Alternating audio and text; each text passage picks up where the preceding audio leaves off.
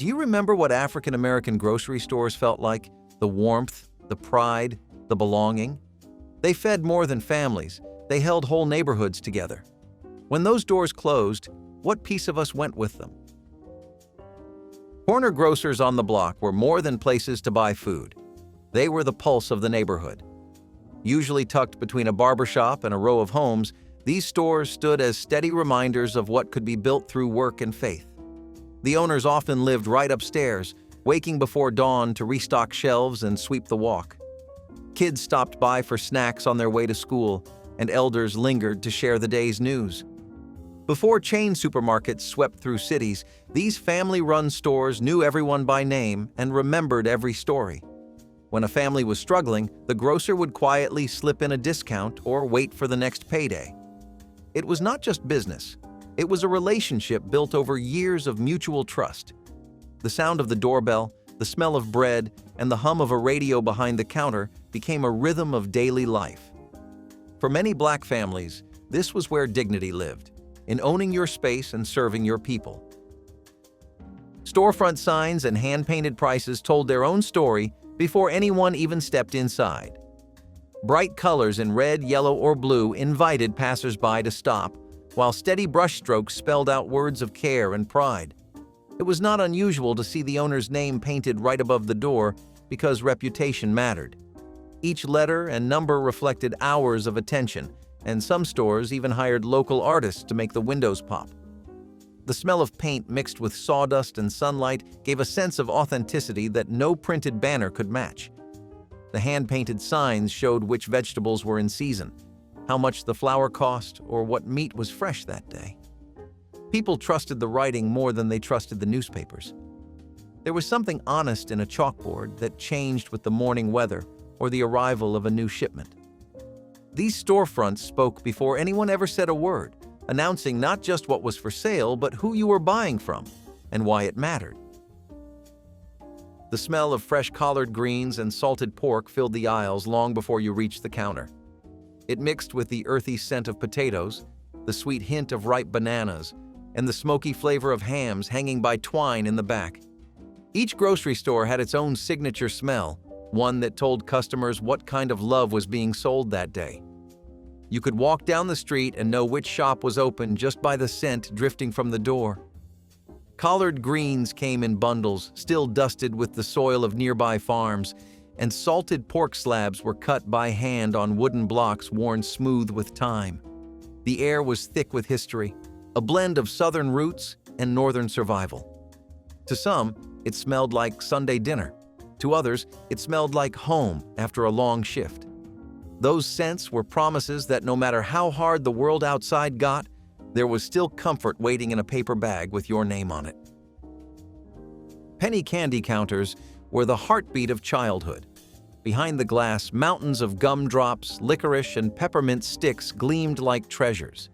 Kids pressed their noses to the case, clutching a few coins in sticky palms, already dreaming of the flavors they would choose. The grocer's smile was patient. They had seen it all before. The indecision, the joy, the laughter that followed the smallest purchase. A single penny could buy a few minutes of happiness, and that was something every child understood. These counters weren't just about sugar. They were about freedom, choice, and belonging. The candies often came from local makers, wrapped in wax paper and love. Parents let their children walk there alone, knowing the store was safe ground. It was a place where lessons in money, manners, and trust unfolded naturally. When the kids grew up, they could still remember the smell of sweet syrup and the clink of glass jars, proof that even the smallest things could leave a big mark on the soul. Credit books and trust-based sales kept entire communities alive when times were thin. The grocer wrote names, not numbers, and everyone's word was as good as cash. Some weeks were tight, paychecks delayed, rent due, and meals stretched thin, but the store never turned families away.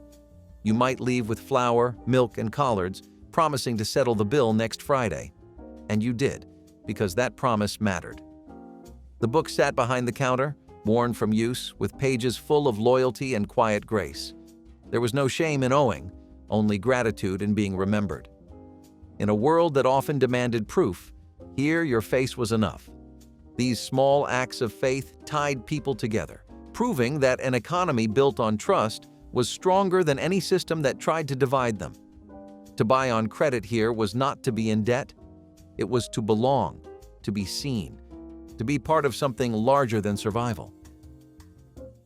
Black-owned brands and local suppliers filled the shelves with pride. You might see jars of honey from a neighbor's bees or flour mill just a few towns over. Owning your product meant owning your story, and these stores told it with every label. Bottles carried the names of families who had started businesses against impossible odds, printing their legacy in ink. Shoppers reached for those items first, not just for what they were, but for what they represented: independence, creativity, and progress. Every stocked shelf was a quiet rebellion against exclusion, a reminder that Black enterprise could thrive even without the approval of outsiders. The grocers knew their suppliers by name and often traded over handshakes and shared meals. Those partnerships were the backbone of the neighborhood economy. When customers bought these products, they weren't only feeding their families, they were sustaining a dream that belonged to everyone. The icebox and soda cooler stood like beacons in the heat of summer. Tall, metal, and humming softly, they were the coldest thing in the room, and the most tempting. Kids crowded around them, peering at glass bottles of cola, grape, and orange soda arranged in neat rows. You would drop a few coins in the slot, slide one out, and hear that satisfying hiss as the cap popped free.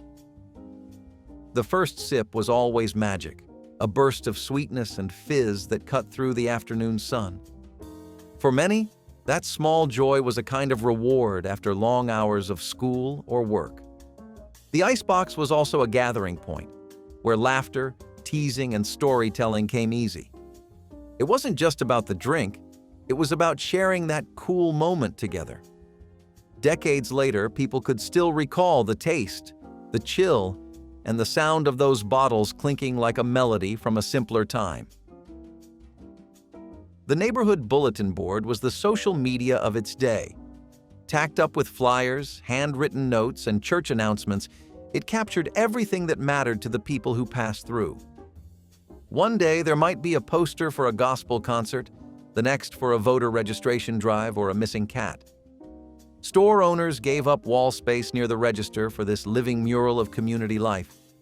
The paper edges curled with age, but the words stayed powerful. Through those notes, neighbors found work, parents found babysitters, and musicians found audiences. The board was updated by hand, pinned and unpinned with care. Every scrap of paper spoke of connection, a quiet record of joy, need, and hope. In an era before cell phones and screens, the bulletin board was how a neighborhood kept its heartbeat steady. It was not decoration. It was proof that people were looking out for one another. Soul food staples on every shelf reminded customers of where they came from. The sight of cornmeal, lard, molasses, and hot sauce carried memories of kitchens filled with singing and laughter. Even in northern cities, these groceries kept the taste of the South alive. Families bought smoked meats, dry beans, and greens to stretch into hearty meals that could feed many mouths. The aisles told a story of migration and adaptation, of families who carried their recipes across miles and generations. Each ingredient had meaning beyond flavor. It spoke of endurance and memory. The smell of spice and smoke rising from those items felt like home for people far from the places they once knew. These stores didn't just sell food, they sold continuity, a sense that culture could fit neatly into a brown paper bag and make it safely home again. The barbershop next door and the church down the street made the grocery store part of a bigger rhythm. Saturday mornings meant errands, haircuts, and groceries, all within a few doors' walk. After church on Sunday, people stopped by to pick up something sweet or share the week's news. The closeness of these spaces made daily life feel whole. The same faces reappeared from one building to the next, weaving small-town warmth into city living. The hum of gospel music mixed with laughter spilling out of the barbershop. The grocer knew when choir practice ran late or when the pastor's anniversary was coming up. It was all connected: faith, commerce, care, and conversation. These weren't separate places, but chapters of the same story. To shop at that store was to stand in the heart of something sacred, surrounded by the familiar rhythm of a community that never stopped showing up for itself. The bell on the door was the grocery store's heartbeat, a sound that never lost its charm. Every time it rang, heads turned and smiles followed. That tiny metal chime signaled everything from a morning hello to an evening farewell. Kids running in for penny candy, mothers with baskets on their hips, fathers stopping by after long shifts. Each entered to that same familiar ring. It was a melody that spoke of welcome and warmth. Sometimes the bell clattered faster, as if it too shared the laughter spilling into the aisles. In summer, when the door stayed open, the sound mixed with the hum of cicadas and passing cars. Even when times were hard, the bell reminded folks that business and life still moved forward. It was more than a store sound. It was a rhythm that tied people to one another, a signal that said someone had come home. Store owners were more than merchants. They were community elders, trusted voices who carried both wisdom and patience. They knew every child's favorite candy and every family's story. Some offered advice with a chuckle, others with quiet understanding. Their counters became confessionals where neighbors poured out worries about bills, jobs, or children gone astray. The grocer listened, nodded, and sometimes slipped an extra loaf of bread in the bag. They were mentors in aprons, bridging generations through compassion and discipline. When someone passed away, the store owner knew before the newspaper did. When someone married, they were often among the first to give blessings. Their authority came not from power, but from presence. They showed that leadership did not always wear a suit or sit behind a desk. Sometimes it wore flour-dusted hands and a kind smile. Friday deliveries from the butcher or farmer were small celebrations in themselves. The truck would rumble down the street, wooden crates stacked high with fresh produce and wrapped cuts of meat. Children gathered at the windows, curious to see what new goods had arrived. The air filled with the scent of soil, hay, and ripe fruit as baskets were unloaded. Store owners inspected each item carefully, proud to offer the best to their community. These weekly arrivals broke the monotony of the work week, bringing renewal and anticipation. Shoppers knew to come early, before the collards sold out, before the peaches disappeared. Conversations unfolded between the drivers and owners like old friends catching up. Those deliveries connected the city to the countryside, linking hands that planted to hands that cooked.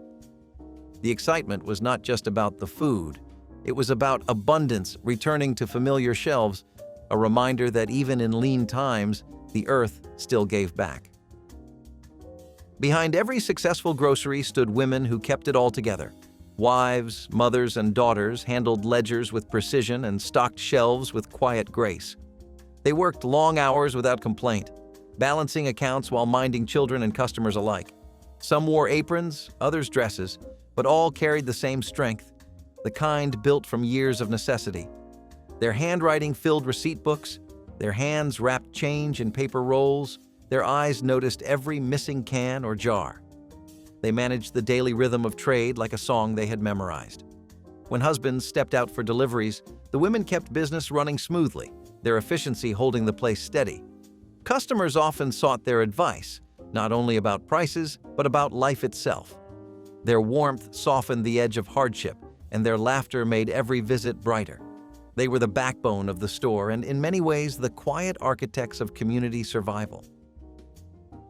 Some stores were more than just places to shop. They were sanctuaries of courage. Behind the jars of flour and coffee tins, civil rights organizers gathered in whispers and plans.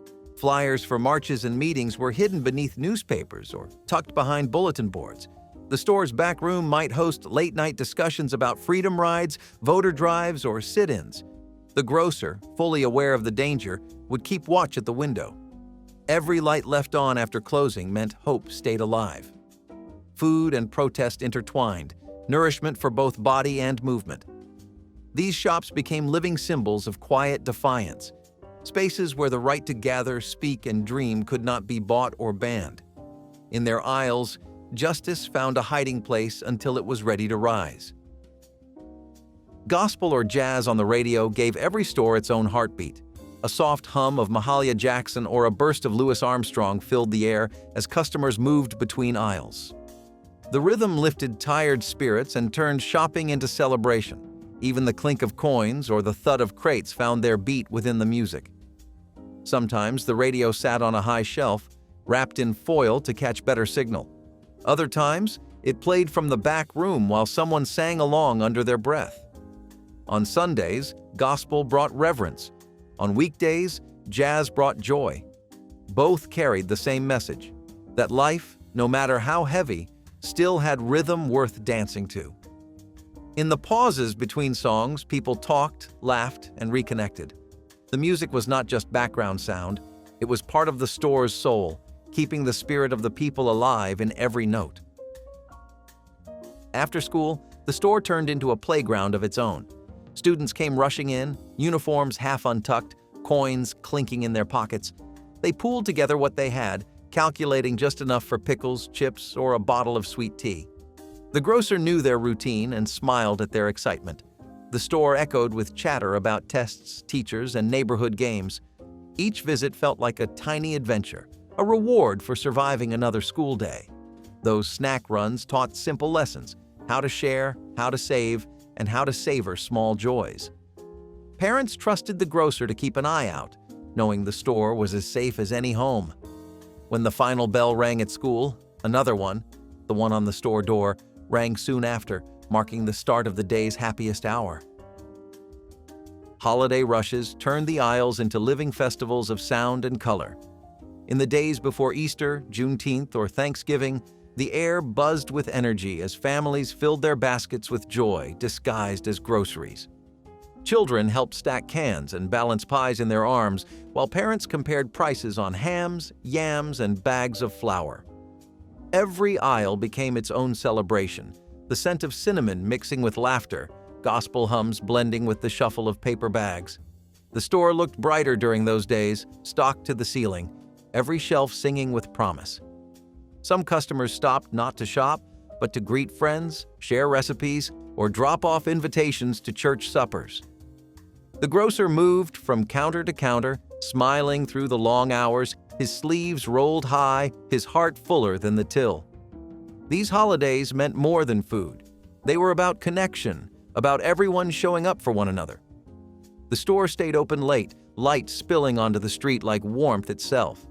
And when the last customer left, the grocer swept the floor in silence, knowing that what had been bought here tonight would fill more than bellies. It would fill hearts, and it would last in memory far longer than the smell of cinnamon and wax. Homemade pickles and jars of pig's feet gleamed behind the counter like prized heirlooms passed down through generations. Packed tight in brine and vinegar, they carried the taste of the South, bold, tangy, and alive with history. The glass jars stood tall in proud rows, catching the light like ornaments of survival. Pickles were made right there in the back room, where the air smelled sharp with spices and salt. Pig's feet, slow-cured and seasoned, were proof of resourcefulness.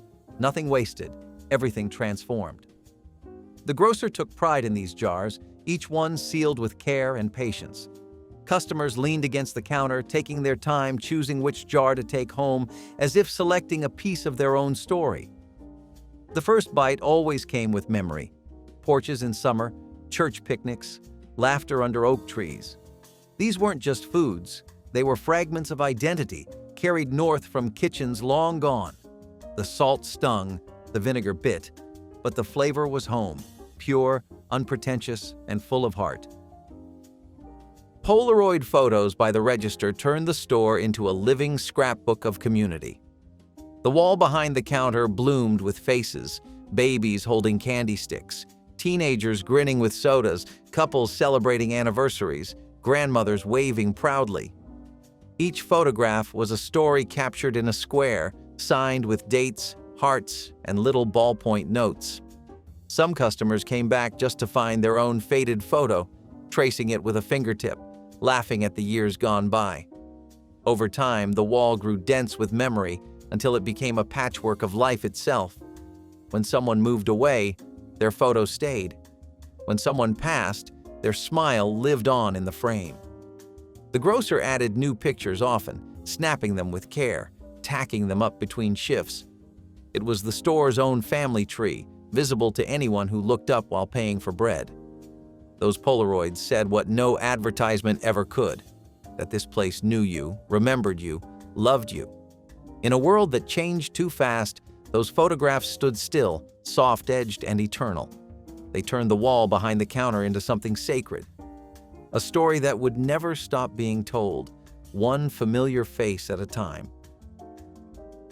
Neighborhood safety was not written on any sign, but everyone knew the grocery store kept watch. The owner saw who came and went, who lingered too long, who needed help getting home. Teenagers who tested boundaries often found themselves gently corrected by elders standing near the counter. "You better behave," someone would say with a half smile, and the message always landed. The store light glowed like a beacon through long evenings, its windows reflecting the rhythm of the street. If trouble started nearby, the grocer was the first to make a call, the first to step outside. Parents trusted that if their child stopped there after school, they were safe. Strangers rarely went unnoticed. Everyone was accountable to someone, and that quiet watchfulness was the neighborhood's heartbeat. The grocery store was more than commerce. It was community security, built from vigilance, care, and familiarity. Price wars with chain stores tested the strength of every small grocer. When shiny new supermarkets arrived with their glossy aisles and factory logos, they promised cheaper goods, but they cost communities something deeper. Independent owners could not match the discounts but fought to hold on to loyalty. They offered conversation, credit, and care that no corporation could package. Flyers boasting 10 cents less could not compete with the trust built over years of service. Yet, one by one, the smaller stores felt the strain. Some turned to local cooperatives or church networks to keep afloat. It was a tug-of-war between pride and practicality, between personal service and impersonal scale. Many customers stayed faithful until the end, paying a few cents more to keep their corner alive. In that quiet resistance, dignity stood taller than profit. The first refrigerated display case was a marvel, a shining symbol of progress. When it arrived, neighbors gathered just to see it hum to life. Inside, bottles of milk stood like soldiers in perfect rows, and cuts of meat gleamed under soft light. It made the store feel modern, a step into the future without losing its heart. Children pressed their hands to the cool glass, fascinated by the condensation forming tiny rivers down the side. For the owner, that machine represented success, proof that business was growing and customers were worth the best. It also meant fresher food, fewer spoilages, and a touch of pride for everyone who shopped there. When electricity faltered, people worried more about the store's new treasure than their own kitchens. The day that case arrived, it wasn't just an appliance, it was a milestone. Young clerks and first jobs shaped generations. Teenagers learned to count change, stack cans, and greet every customer with respect. For many, it was their first uniform, their first paycheck, their first lesson in patience. The store taught more than work. It taught belonging. Elders corrected mistakes gently but firmly, reminding them that service was an act of pride. Sweeping floors and stocking shelves became steps toward maturity. Some of those clerks went on to open their own shops, carrying lessons learned in those narrow aisles. Others moved on, but never forgot the smell of cardboard boxes or the feel of paper bags beneath their hands. Working there meant growing up surrounded by care, guided by people who wanted you to do well. It was a rite of passage written in grocery dust and daylight. Imported spices and Caribbean goods painted the shelves with color and memory, each label glowing like a small flag of pride. Turmeric, curry powder, plantain chips, and coconut milk spoke of home to customers who had crossed oceans and carried history in their suitcases. Bright jars and tins with red, green, and gold lettering felt like letters from faraway islands, reminders that distance could never erase taste. The grocer stocked them with care, knowing that flavor had a way of keeping roots alive even when soil had been left behind. The scent of clove, nutmeg, and allspice floated through the air, mingling with southern staples like cornmeal, collards, and molasses. Shoppers traded recipes at the counter, laughing about which brand reminded them of their mother's kitchen or Sunday feasts back home. These stores became crossroads of the diaspora, where West Indian, Southern, and African flavors met like old friends. Aisles turned into maps of identity, each product tracing the story of resilience, migration, and community. Every imported tin and handmade spice bag whispered proof that culture travels well, surviving in every simmering pot. The shelves were not just stocked with food, they were lined with memory, carrying whole homelands in every scent and color. The telephone on the counter was more than a convenience. It was the neighborhood's pulse. Neighbors came to make calls when their own lines were disconnected or too costly to maintain. A mother phoned her sister in another city to share baby news. A son checked on his father's health 2 states away. Emergencies, updates, and laughter all passed through that one black rotary phone, its cord stretched thin from use. The grocer never turned anyone away, knowing that news, good or bad, needed to move fast. Sometimes a call brought tears. Sometimes it brought celebration. But the store shared in both. When a wedding was announced, cheers echoed from the aisles. When a loved one fell ill, quiet prayers followed. The phone's ring became familiar, a small sound of life continuing. Its dial turned slowly, each click marking patience and hope. That telephone linked dozens of households like threads in one web, connecting voices across miles. Technology met tenderness there, proving that sometimes the simplest machines could carry the heaviest emotions. Donation jars by the register spoke without needing words. The faded masking tape labels read things like, "For Sister William's funeral," or "For the march next month." Coins clinked inside throughout the day, joined by folded dollar bills that slipped in quietly between purchases. No one asked who gave or how much. Giving was simply part of being. The glass caught the sunlight, reflecting both generosity and grief. Sometimes the funds went toward a hospital bill, sometimes toward sending a young activist to a rally in another city. People gave even when they barely had enough for themselves, because helping was its own kind of worship. The grocer made sure the jar stayed clean and visible, often placing a small note of thanks beside it. Every time the coins filled to the top, the sound was more than metal. It was music of care and continuity. Those jars taught that compassion did not always need ceremony, just intention. Each one stood as proof that unity could live inside a handful of change, that hope could be passed hand to hand across a wooden counter. The smudge of flour and the shine of floor wax told their own stories. Early in the morning, before customers arrived, brooms swept rhythmically over worn boards, their soft swish blending with the hum of the old ceiling fan. A faint dusting of flour clung to corners where sacks had burst open the day before, catching the morning light like snow. The air smelled clean but alive, a mix of soap, wood polish, and yesterday's bread. These stores might have been small, but they gleamed with care, every surface touched by human hands. Shelves were wiped down with rags that had seen years of use, yet they shined as though brand new. Counters were buffed until they reflected sunlight in golden stripes across the floor. This attention to detail was not just about cleanliness, it was about dignity, about giving back to a space that gave so much. Even when money ran short and stock was thin, the ritual of cleaning never stopped. It said, "We still take pride." Those who entered could sense it immediately. The quiet order, the respect in every sweep of the broom. The shine on the floor was more than reflection. It was memory, proof that love could live in polish and dust alike. Stories traded over the meat scale could fill entire shelves of unwritten history. Neighbors leaned close as they waited for their turn, sharing recipes for Sunday stews or talking about how the preacher's sermon hit home that week. The grocer, knife in hand, listened without interrupting, nodding along as he sliced thick cuts of ham or weighed ribs wrapped in brown paper. The clang of the metal scale kept time like a steady drumbeat while voices rose and fell in rhythm. Someone might whisper news about a factory closing. Someone else would laugh about a wedding or a new baby on the block. Between talk of food, work, and family, wisdom passed quietly from one generation to the next. Arguments about prices or politics came and went, always ending with laughter. The meat counter was a pulpit, a newspaper, and a living archive all in one. You could learn more truth standing in that line than from any radio broadcast.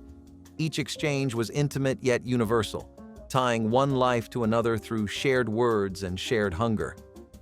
The scale never just measured meat, it measured stories, the weight of memory, the substance of belonging. The last day before the store closed was quiet, almost holy. The air carried a stillness that felt heavier than silence, thick with all the voices that had once filled the aisles. Shelves stood half empty, jars lined like soldiers awaiting farewell. People came not to shop, but to remember, to touch the counters, to trace their fingers along glass jars, to find their old photographs by the register. The owner smiled bravely through tears, handing out leftover loaves of bread as if giving away pieces of himself. Outside, the bell on the door rang one final time, its chime trembling in the air like a goodbye that did not want to end. Children who had once spent their pennies there stood beside elders who had trusted the store through decades of change. The floor creaked under familiar footsteps, and even the hum of the old refrigerator seemed subdued. When the lights dimmed, it felt as though the whole neighborhood exhaled together, mourning, remembering, and giving thanks all at once. The windows reflected faces and ghosts, laughter and loss. In that fading glow, the store became what it had always been, a monument to community, a memory made visible. Homemade fried chicken buckets were the blueprint for comfort food before fast food chains ever dreamed of franchising it. Every neighborhood joint had its own blend of seasoning. Some leaned heavy on paprika, others whispered garlic and black pepper secrets passed down from mothers and aunts. The chicken would hit the fryer and sing, golden brown on the outside, tender and steaming on the inside.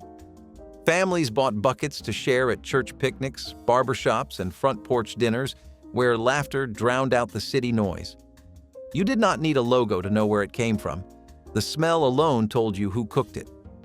Grease-stained paper buckets were the only containers that mattered, holding love, effort, and pride. This food was made for passing hands, not for drive-through windows. It carried the rhythm of kitchens that never got quiet, and of women who could season better than any recipe could teach. Fried chicken in these buckets was more than a meal.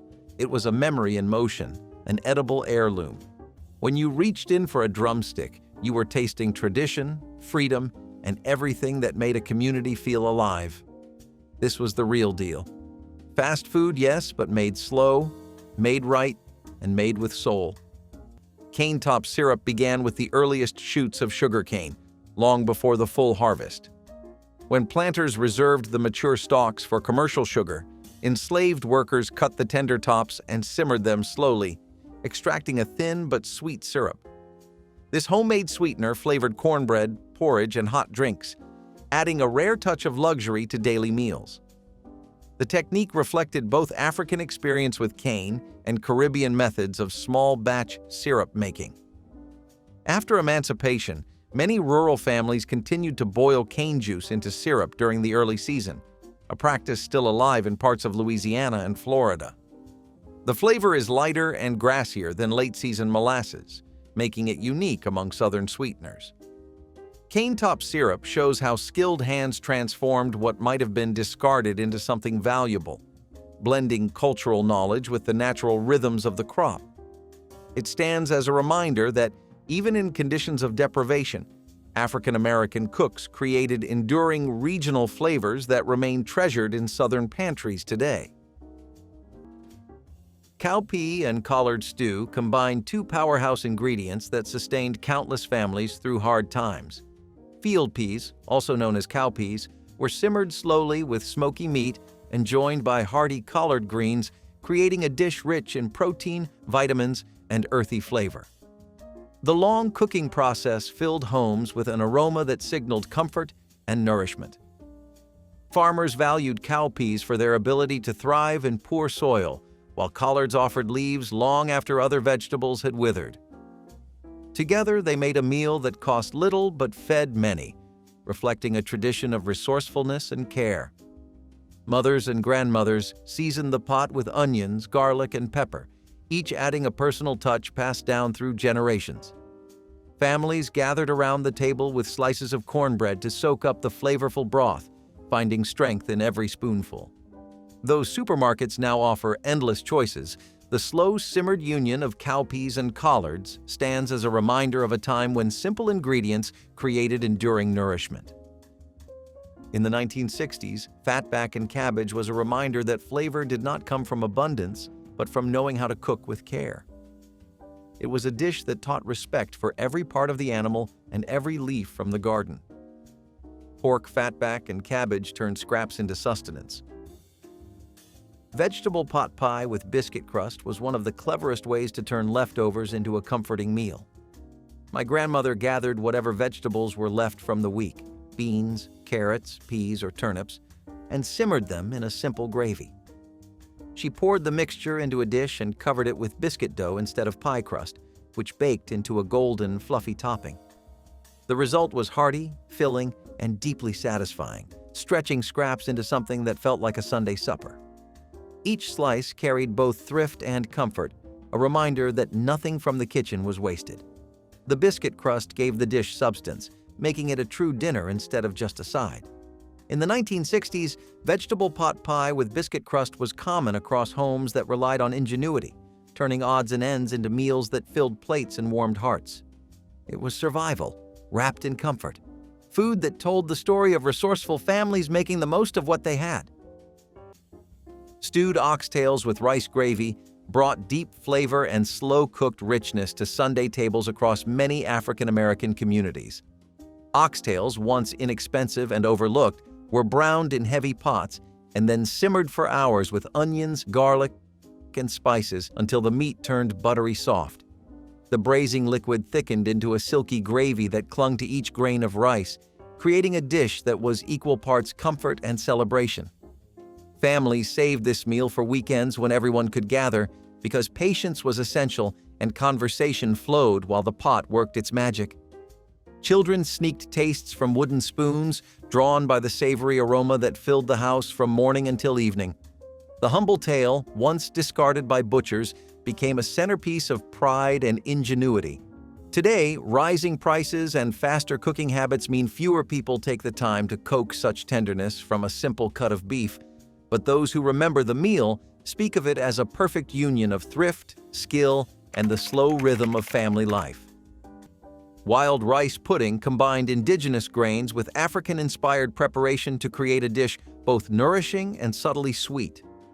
Wild rice grew naturally in shallow lakes and slow rivers, and enslaved families near these wetlands harvested the dark grains with paddles and baskets, drying them in the sun for year-round use. Cooked slowly in water until tender, the rice was stirred with a bit of sorghum syrup or honey if available, making a warm pudding that supplied protein and lasting energy. Its nutty flavor and satisfying texture turned a simple bowl into a special treat, especially when fresh fruit or spices could be added.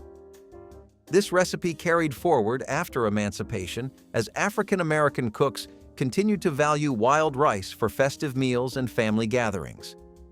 Modern chefs still celebrate its earthy richness, but the story behind wild rice pudding honors the blend of native and African foodways that sustained people through scarcity and created a dessert that is at once humble and deeply rooted in the shared history of America's wetlands and kitchens. Catfish nugget baskets were the bite-sized gift of the Southern kitchen, crispy, tender, and seasoned with stories. Dipped in cornmeal and fried to a perfect crunch, each piece carried the scent of riverbanks and church fish fries. The nuggets came piled high in wax paper trays, glistening with oil and pride, served with tartar sauce or hot sauce that always seemed to drip down your wrist. They were food for the hands, food for the moment, snatched up between laughter, conversation, or a walk down the block with friends. You could taste the care in every bite, the quiet craftsmanship of cooks who knew the line between golden and burnt by instinct, not by timer. Friday nights were for sharing baskets on stoops, while Sundays after church brought the same meal dressed up in paper napkins and joy. Catfish nuggets were quick, yes, but never careless. They spoke to the balance of survival and creativity, turning simple ingredients into something extraordinary. No chain could mimic that crunch or the warmth behind it. It was fast food with memory attached, a flavor that traveled through generations. In every basket was a reminder that soul food was not defined by cost. It was defined by love, and that made it priceless. Smoked catfish tails reveal the skill and resourcefulness that defined survival cooking on plantations near rivers and coastal waters. After commercial fishermen or estate kitchens took the prime fillets, the bony tails and smaller pieces were often left behind. Enslaved cooks cleaned these scraps carefully, rubbed them with salt or local spices, and smoked them over slow hickory fires. The result was a flavorful preserved fish that kept for days and could be stirred into stews, crumbled over grains, or eaten on its own with cornbread. Smoking techniques reflected West African traditions carried across the Atlantic, where preserving fish with wood smoke had long been a way to ensure protein during lean seasons. In later years, African-American fish camps and southern smokehouses continued this method, turning a food of necessity into a celebrated regional specialty. Modern smoked catfish dishes found in Mississippi and Louisiana restaurants still trace their flavor back to these early practices of careful preservation and culinary creativity born from scarcity. Sweet potato biscuits once brought warmth to breakfast tables and Sunday dinners alike. Mashed sweet potatoes blended with flour, butter, and a touch of sugar created a dough that baked into soft, slightly sweet rounds. These biscuits paired beautifully with salty country ham or a drizzle of sorghum syrup, offering a perfect balance of savory and sweet. Families often baked them in batches large enough to feed relatives and neighbors, turning an ordinary morning into a quiet feast. The natural sweetness of the potatoes gave the biscuits a gentle orange hue, a visual comfort as well as a culinary one. Children were often given the task of mashing the cooked potatoes, a small role that made them proud participants in a beloved family recipe. Today, store-bought rolls and instant mixes have replaced the slow, careful preparation of true sweet potato biscuits. For those who remember their fragrance filling the kitchen, each bite carries memories of kinship, generosity, and a heritage that deserves to be cherished. Rice and molasses supper was one of the simplest meals, but also one of the most remembered. A pot of rice was inexpensive, filling, and always on hand, but paired with a drizzle of molasses, it turned into something sweet and sustaining. Sugar was too costly for everyday use, but molasses was affordable and sold in larger tins that seemed to last forever. Families poured it over steaming bowls of rice, letting the dark syrup seep into the grains until they gleamed. The taste was rich, almost smoky, with just enough sweetness to make children smile. It was often eaten at the end of the day when no meat could be spared, and it carried people through the night with enough strength to face the next morning. My grandmother told me rice and molasses was a treat disguised as necessity, proof that resourcefulness could soften the edge of scarcity. In the 1960s, when Black families were stretching every dollar, rice and molasses kept hunger at bay while still offering a touch of comfort. Simple, cheap, and unforgettable, it was a meal born of need but remembered with love. Wild persimmon leather served as a natural energy bar long before packaged snacks existed. Fully ripe wild persimmons, soft and honey-sweet, were mashed into a smooth pulp and spread thinly on clean boards or large leaves. Left in the sun to dry or placed near the gentle heat of a hearth, the mixture became a chewy sheet that kept for weeks. This portable treat provided a quick source of calories for long days in the fields and could be tucked into cloth packets for later use. The technique echoed African and indigenous methods of drying fruit to preserve it for travel and winter storage. After emancipation, many rural families continued to make persimmon leather as an autumn tradition, and some Appalachian homesteads still practice it today. Its deep caramel flavor and long shelf life show how ingenuity and patience created foods that were both practical and delicious. Wild persimmon leather stands as a vivid link between past and present, proving that simple preservation can yield enduring taste and nourishment.